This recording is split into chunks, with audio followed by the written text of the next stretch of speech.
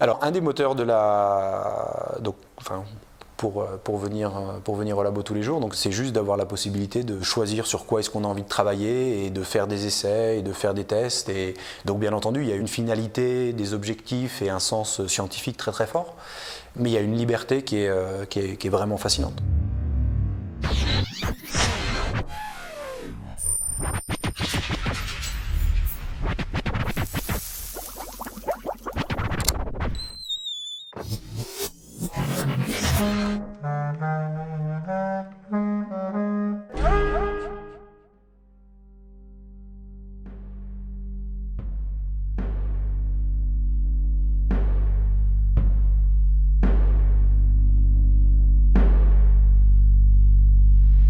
We call this state of the metal superconductivity. In the superconductors, we are dealing with a quantum mechanical state which dominates the electrical and magnetic properties of the solid in the bulk.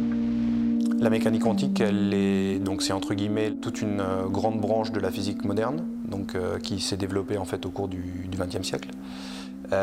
C'est l'idée que si je considère par exemple de la matière, donc des molécules, des atomes, que cette matière-là, elle n'est pas simplement à envisager comme des petites boules, des choses insécables que décrit la mécanique classique, mais qu'il faut aussi la voir dans certaines manifestations comme une onde. Une onde comme on peut s'imaginer une onde à la surface de l'eau par exemple. Et maintenant une des questions qui est vraiment ouverte, c'est quand on met tous ces atomes, toutes ces ondes, il y a un certain nombre de phénomènes qu'on a déjà observés, qui sont des phénomènes de l'ensemble, qui apparaissent et qui sont des choses complètement stupéfiantes, comme par exemple les effets qui sont liés à ce qu'on appelle les supraconducteurs. Et ces phénomènes de l'ensemble, de toutes ces particules, on a encore du mal à en expliquer l'origine, au niveau de chaque atome.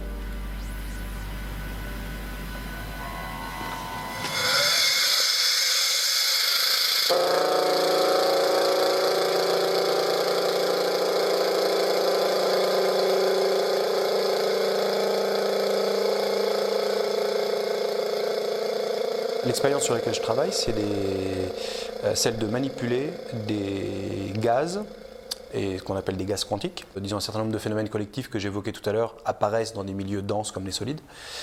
Alors pourquoi utiliser un gaz en fait pour essayer de mieux comprendre ces phénomènes-là? Dans un solide, si on veut savoir qu'est-ce qui se passe pour les atomes, pour les électrons qui sont en plein milieu du solide, mis à part couper le solide en deux, ouvrir et regarder, autrement c'est extrêmement difficile. Alors que dans un gaz, comme le milieu est dilué, on peut réussir à essayer de voir ce qui se passe au milieu du gaz sans devoir complètement tout perturber.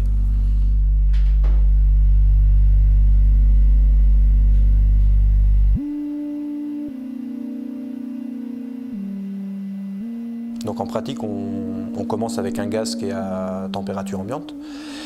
Et un gaz à température ambiante, l'image de petites boules qui se rencontrent, donc la physique classique fonctionne très très bien. Donc pour aller obtenir un gaz qui se comporte de manière quantique, où on va avoir des effets ondulatoires, on a besoin de refroidir le gaz. Voici donc notre expérience qui débute avec cette bouteille bleue à l'intérieur de laquelle nous avons notre gaz, donc qui est un gaz d'hélium que nous manipulons. Et comme vous pouvez le voir, ce gaz, on le fait rentrer dans cette enceinte à vide. Et c'est là où on va commencer à le manipuler. Et en particulier, vous pouvez voir que nous avons des hublots qui nous permettent d'envoyer de la lumière laser qui va entrer dans la partie sous vide et qui va nous permettre de manipuler et en particulier de refroidir le gaz d'atome et qui va se propager tout le long de l'expérience ici, donc en fait à l'intérieur du tube qui se trouve là, pour rejoindre cette seconde partie qu'on appelle la chambre de science. Et c'est dans cette chambre de science qu'on va commencer à les piéger, à les manipuler plus en avant, c'est-à-dire à les refroidir pour former un gaz quantique. Le premier outil, je dirais, dans le laboratoire, c'est la lumière laser. On utilise de la lumière laser qu'on envoie sur nos atomes afin de les refroidir. Et donc, en contrôlant très bien cette lumière laser, quelle est la couleur de la lumière et en connaissant très bien la structure de cet atome, on est capable de se mettre dans une situation où la lumière va absorber l'énergie qui correspond au mouvement de l'atome. L'atome va petit à petit se ralentir et donne sa vitesse et son énergie associée à la lumière.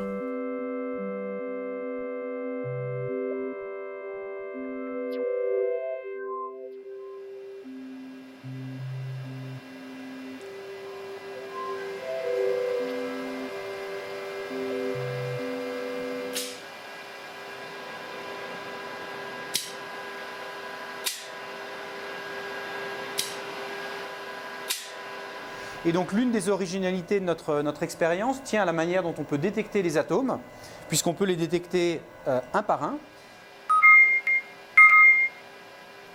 Et donc ça, c'est réalisé à travers un détecteur qui se trouve juste en dessous, dont vous pouvez voir les câbles électriques qui passent sous vide, et qui est donc un des cœurs de notre expérience, puisque c'est celui qui nous permet de faire des mesures, disons, assez originales sur ces gaz quantiques.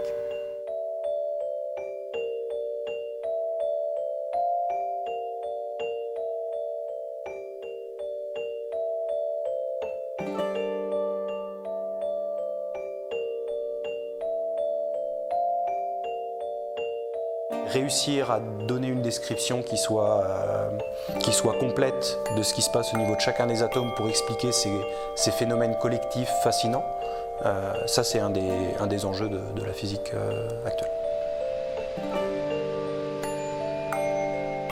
Une équipe de recherche dans cette communauté des atomes froids, donc disons une expérience dans laquelle on va manipuler un type d'atome, le refroidir et l'utiliser pour faire des mesures particulières, c'est typiquement entre 3 et 5 personnes. Ça correspond à, disons, 1 ou 2 chercheurs permanents et des étudiants qui sont en thèse et en séjour postdoctoral. C'est une relation un petit peu particulière, celle du chercheur avec le doctorant. Effectivement, un doctorant est toujours étudiant, donc il est toujours en train d'apprendre et de se former. Mais en même temps, il est déjà salarié, il est déjà en train de faire un travail et dans nos équipes de recherche, une grande partie du travail expérimental qui donne lieu à des découvertes, à des publications scientifiques, etc. est fait par les étudiants en thèse. Donc, je pense que dans la relation avec un doctorant, il faut essayer de trouver un équilibre qui est tout le temps en train de bouger entre